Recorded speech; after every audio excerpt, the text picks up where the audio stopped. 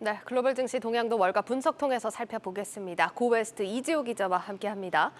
이 기자, 오늘 키워드 바로 볼까요? 네.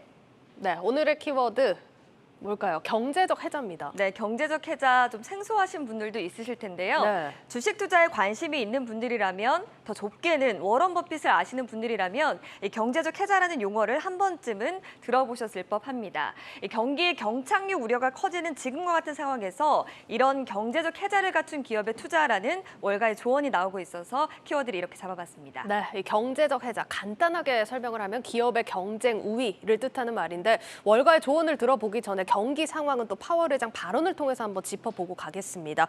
간밤에 또 경기 침체 가능성을 시사했죠. 네, 나오는 것처럼 제롬 파월 미국 연준 회장은 유럽 중앙은행 포럼에 참석한 자리에서 이렇게 얘기를 했습니다. 이 강한 노동 시장을 유지하면서 인플레이션을 2%대로 되돌릴 수 있다라고 믿지만 이는 매우 힘든 일이 될 것이다 이렇게 얘기를 했는데요. 다시 말해서 금리를 올려도 경기 침체를 겪지 않는 연착륙이 어려울 수 있다 이렇게 판단을 한 건데요. 이런 발언의 영향인지 간밤에 뉴욕 증시 주요 지수는 반등세를 노리다가 결국 보합 수준에서 혼조세를 나타내는 모습을 보이기도 했습니다. 예, 월가 조언도 이런 경기 상황을 고려해서 나온 것 같다는 생각이 드는데 이런 시기일수록 그러니까 경제적 해자를 갖춘 기업에 투자를 하라 이런 조언인 거죠? 네, 맞습니다. 연준의 금리 인상 속도가 빨라지고 거품이 빠지기 시작하면 줄어든 파이를 둘러싼 기업의 경쟁은 더욱 치열해질 수밖에 없습니다.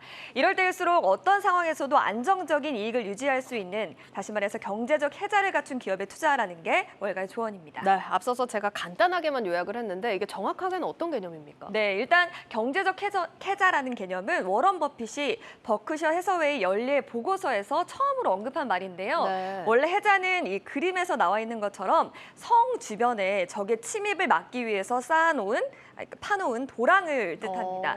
그러니까 이거를 기업의 입장에서 본다라고 하면은 기업의 가치를 보호해주는 독보적인 경쟁력을 의미한다 이렇게 볼 수가 있겠습니다. 네, 독보적인 경쟁력 좀 모호한 측면이 있는 것 같은데 어떻게 좀 기준을 세워볼 수 있을까요? 네, 그래서 좀 모호하게 생각하시는 분들을 위해서 제가 하나의 지수를 좀 가져와 봤는데요. 글로벌 리서치 기관인 모닝스타는 이 해자 보유 수준을 5개의 요인으로 평가를 하고 있었는데 어떤 요인을 기준으로 삼고 있는지를 보시면 조금 이해가 빠르실 것 같습니다. 하나씩 좀 설명을 해드리면요. 먼저 무형자산이란 경쟁사를 따돌릴 만한 브랜드 가치, 특허권, 사업권 등을 얘기를 하고요. 고객이 타 제품이나 회사로 이동할 때 발생하는 일시 비용을 전환 비용이라고 하는데 예. 이게 커지면 커질수록 다른 제품이나 또 다른 기업으로 옮겨갈 가능성이 적다. 좀 이렇게 풀이를 할 수가 있겠고요. 예. 고객이 증가할수록 신규 혹은 기존 사용자에게 가치가 증대되는 효과를 네트워크 효과, 또 상대적으로 낮은 비용의 상품이나 서비스를 제공할 수 있는 능력을 비용 우위라고 하고요. 예. 끝으로 하나 혹은 소수의 기업이 시장을 장악한 경우를 효과적인 규모라고 하는데 이 5개의 요인을 가지고 좀 판단을 한다 이렇게 볼 수가 있겠습니다. 예, 뭐 요약을 하자면 가치, 비용 그리고 규모적인 측면에서 우위가 있어야 한다 이런 조건들인 것 같은데 구체적으로는 어떤 기업들이 있을까요? 네, 안 그래도 모닝스타가 최근에 경제적 해자를 보유한 기업 3개를 좀 선정을 해서 제가 가져와 봤습니다. 예. 여기에는 일단 영국의 위생업체인 클로락스와 영국의 생활용품 업체인 유니레버, 또 스위스의 제약사인 로슈가 포함이 됐는데요. 일단 클로락스는 브랜드 파워가 막강하다, 또 소비자 수요가 탄탄한 건 유니레버고 또 뛰어난 진단 부분 기술력을 갖고 있다. 이렇게 로슈가 평가가 되고 있는데요. 그러면서 모닝스타는 어떤 환경에서도 경쟁사를 이길 수 있는 그런 경쟁력을 가지고 있다고 평가를 하면서요.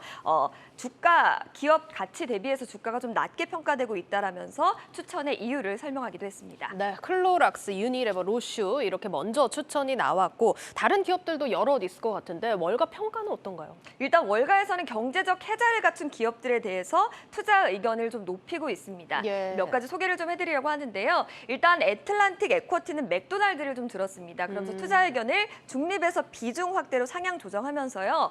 맥도날드가 전 세계 4만 개 점포와 또 오랜 관리 경험기를 통해서 소비 지출 감소기에도 탄력적인 비즈니스를 운영해왔고 운영할 것이다라면서 이렇게 투자 의견을 상향했다 이렇게 밝혔고요. 또 뱅크 오브 아메리카 역시도 골드만삭스를 들면서 투자 의견을 중립에서 매수로 올려잡았는데요. 그러면서 경기 침체기에도 신규 사업을 통해 번창할 수 있는 상태다 이렇게 밝히면서 수익률을 높이고 또 거래 활성화를 촉진할 수 있는 잠재력 또한 가졌다 이렇게 평가를 하고 있습니다. 네, 맥도날드와 골드만삭스, 그러니까 침체기에서도 성과가 기대된다 이런 관점에서 바라본 것 같고 빅테크 기업 가운데서도 경제적 해자를 갖춘 기업들을 추천했다면서요. 네, 일단 뭐 빅테크 주가가 거품이다 이런 의견들이 많은데 예. 무조건 거품이 아니라는 것 이렇게 의견을 좀 밝히는 기업들이 있는데요. 네. 일단 투자회사 스타펠은 아마존과 알파벳에 대한 매수 의견을 유지를 했습니다. 스타펠은 이 두 회사가 외부 자본에 대한 민감도가 낮다면서 경기 침체기에도 버틸 수 있는 빅테크 종목이라고 진단을 한 상황입니다. 예, 뭐 경제적 해자에 딱 들어맞는 종목이라기보다는 아마존이랑 알파벳 생각보다 거품이 끼진 않았다 이런 관점입니다.